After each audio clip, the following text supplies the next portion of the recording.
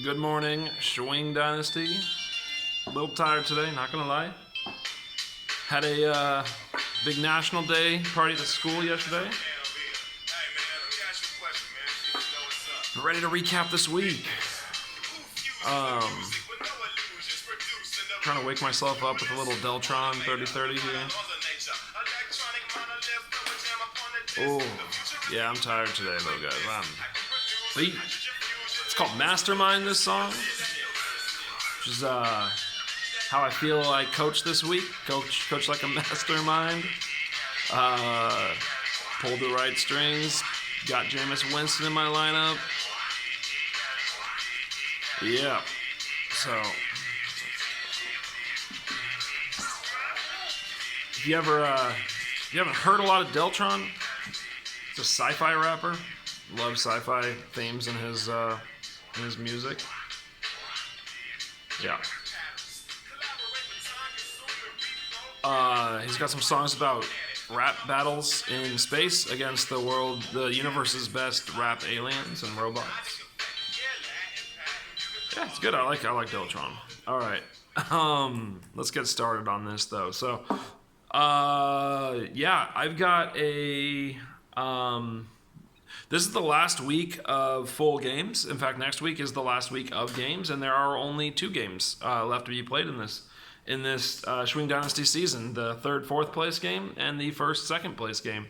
So we're getting down to the big time here. All right, but first, I do have to go through these games. I don't have to, but I choose to. I like to. But first, I'd like to ask my personal Android assistant here, Beery. I call her Beery. To describe the first game I'm gonna talk about, which is Mark versus Lucas. So Beery, I'm gonna get you guys down here and make sure you can hear her. Beery, if you could describe the Mark versus Lucas game that I have to talk about first, how would you describe it, Beery? Irrelevant. Not related, not applicable, unimportant, not connected. Ooh, brutal, Beery. That's very brutal. Spelling I-R-R-E-L-E-V-A-N-T. She spelled A as ah. So that's Beery for you. She's drunk as usual. Irrelevant. So yeah, this game's a bit irrelevant. But we gotta honor the game. It's Mark and Lucas's last game of the season. They both had good seasons that didn't end the way they wanted, but they both have to be happy with where their team is and the pieces they have moving forward. Mark has only a few pieces to pick up to have the actual Seahawks roster on his team.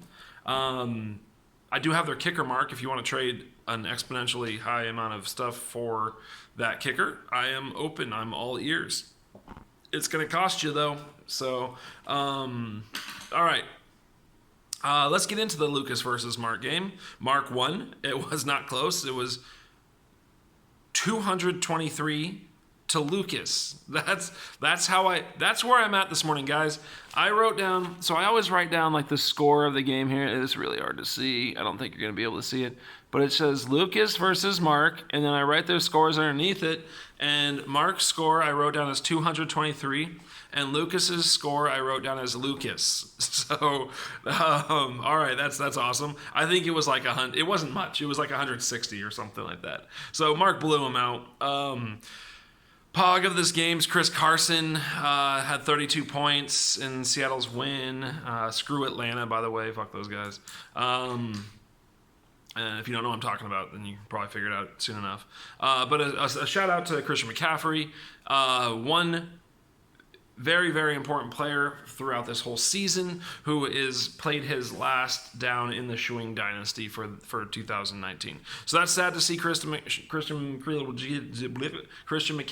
go. God, I'm struggling. I'm not hungover. I promise you that. I had nothing to drink last night. I just went to bed way too late and woke up way too early. So I'm just beat, just tired. I think I went to bed at about Now, this is not going to sound way too late, but I went to bed at about 8:45. But you got to understand, I woke up at about 2:30. And that was after National Day. It was just brutal yesterday. I think I just had way too much coffee and tea. This stuff called Carrick, which is this kind of sweet chai. Well, chai just means tea, but sweet like spiced tea that they make here, similar to like a sweet chai that we know in America. And but better. I think it's a lot better than chai. So I think I just had too much of that yesterday. I just could not sleep. So I don't know how much sleep I actually got, but I know it was not enough. I went to sleep late for me and woke up early for any human. So the dumb sit in this game, who cares? There's no dumb sit in this game. Lucas didn't have a lot of guys. Remember, I'm trying to stick to the player of the game has to come from the winner. The dumb sit has to come from the loser, because if you win, how could you be dumb for sitting somebody? So dumb sit, there's no one. Lucas didn't have a lot of points on his bench. It wouldn't have mattered. Who fucking cares? This game is, as my good friend Beery has said, irrelevant. Thank you, Beery. Okay, now let's move on to a less irrelevant game, the Toilet Bowl Championship. Between Adam and who is this? Between Adam and Daryl. Daryl, man, had such a chance. He had such a chance this year. Good team for a lot of the year, but one of those teams that seemed to trail off. While Adam's team came on strong. Adam is the Toilet Bowl champ. He gets 150 extra ping pong balls in the draft lottery. Woohoo! He finished the season in second to last place. Like we call that ninth, is another way of saying that. And so he will end up with something 1,850 ping pong balls, because as I basically, for the playoff people, I drop them down 300 ping pong balls by spot. So Phil gets 3,000, Adam gets 1,700, Daryl gets, Sean or Daryl, whoever's next, gets 1,400, and the seventh place person gets 1,100, and then the Toilet Bowl adds them if you win. So Adam gets an extra 150, goes from 1,700 ping pong balls up to 1,850. So congratulations on that. Player of the game in this one, Adam won 206 to 150. Adam was the third highest points on the week. Yeah, he was the third highest points on the week behind Mark and I, which has kind of been his trend recently, is to be the third highest points on the week. He's been having big points. He's setting himself up nicely, including for next year, including his pog, Kenyon Drake, who got 45 points and 4 touchdowns for the Arizona Cardinals. And everything that I think people, anyone who's paying attention is hearing is that Arizona is committing to Kenyon Drake. They are moving on from David Johnson. That's everything I've currently heard. That's kind of the word in the NFL right now, that they don't like David Johnson for their style. I don't like David Johnson for their style. I think he still could have some good football in him. I would love to see him go to more of a downhill team that can also throw it to him out of the backfield. Honestly, I would like to see him as part of a two-headed monster. I mean, I know this would piss Bird off, but Minnesota would be a rad place for him to go. Except the fact they already have Alexander Madison. I feel like that would preclude that, but Houston would probably be a good spot for him. I think they would much rather have him than Carlos Hyde, and they've managed to turn Carlos Hyde into fantasy relevant. So I think David Johnson has a couple years left. Certainly he's not going to be a first-round pick anymore, but he's still got some good football in him. It's just not the right system. I don't think it works for him. He's got to get downhill. All right. So Kenyon Drake, 45 points, 4 touchdowns. That's the pog of this game. He's got Kenyon Drake, Ezekiel Elliott, and James Conner. He needs wide receivers, but if Drew Brees plays next year, Teddy Bridgewater, if he doesn't, he has Teddy Bridgewater. He probably still wants some quarterback depth, and he definitely needs wide receivers and tight ends. But he's got a good foundation of relatively youngish running backs, so that's pretty good.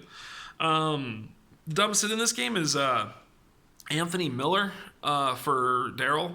Chicago, he got 26 points, and Daryl played Robert Woods, who got 5.7 points, and that's a difference of 21 points almost exactly, because Anthony Miller actually got 26.8.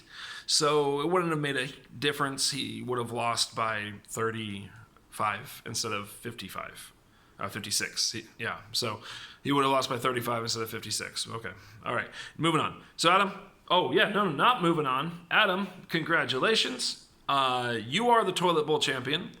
Most of the year you look like you were going to be last place in everything, and I hate Drake, but I just thought that this fit. All right. So here you go, Adam. A little Drake for you. Adam is the toilet bowl champion. Best of the worst. His whole team is toilet bowl champions. All of them. Every one of them. Yeah. All right. So that's Adam, toilet bowl champion.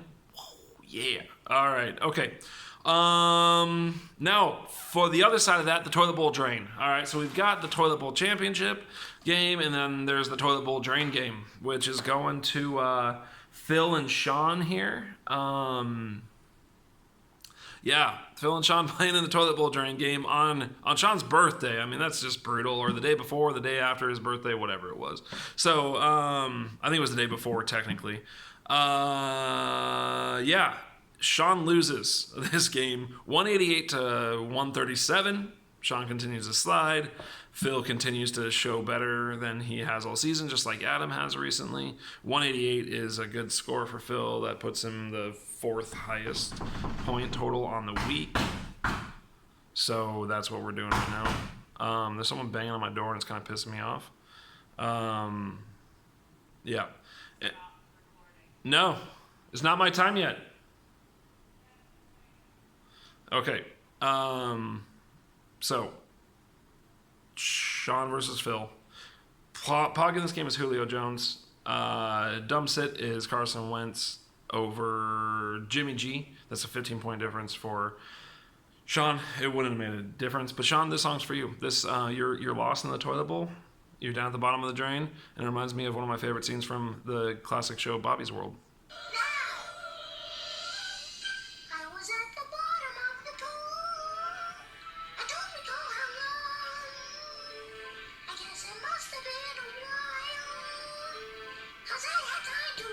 Maybe it is my time to be with the kids. What time is it?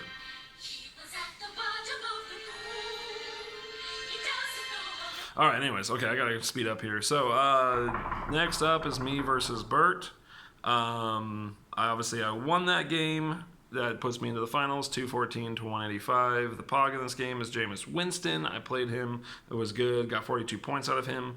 The dumb sit for Bert, Boston Scott, 16 points over Philip Lindsay's 5. That's an 11-point difference. Both of us would have beaten JD or Steve on this week. So, yeah, here we are. This is where we end up at. So that sucks for Bert. He would have been the winner in the other game either way. But that's neither here nor there, because that's the way fantasy football works. So, yeah, Jameis Winston, good. It was a great season for Bert. He was the 6th seed, so the fact that he was in the semifinals was pretty good anyways. And then JD versus Steve. I kind of thought JD was going to win this game, and it looked like it early, but then Steve pulled away. 160 to 170. Steve gets the win. The 1 seed versus the 5 seed. So the 5 and 6 both got to the semifinals pretty good. Pog in this game is Travis Kelce. Lamar Jackson's great season comes to an end. That's not true. He's in the 3-4 game next week, which is just, for posturing, essentially. But unfortunately, his meaningful games in the Schwing Dynasty have come to an end. So good season, JD. Good season, Lamar Jackson for you. And the dumb sit in this game, Carlos Hyde, 23 points over Devonta Freeman, 10.5 points. That's a 20. That's a, sorry, 20. It was 23 to 10.5. That's a 12.5 point difference. That would have given JD the win. So that's a brutal one right there. And that wraps it up, you guys. We're down at the 2 of us left competing. Me and Steve, we'll talk about that in the preview show. And the only thing I have left to say, since people are kind of going crazy outside my door here, is thank you for playing Bert and JD. It's been good. You guys have had a great team, great seasons. But as typical, I've got to end today to say, Happy trails to you guys going into the off season. One more recap show left, and it's going to be a big one. I'm coming for you, Steve. We'll talk about that in the final preview show, which is tomorrow or the next day, depending on. I'm going to try to drink before I do that one, I think. National Day tomorrow. All right, you guys. Love you all as usual. Really successful first season. I'm super happy about it. Really enjoyed playing this league with you guys. So thank you for watching as usual, for those of you who still are, and I'll talk to you all soon.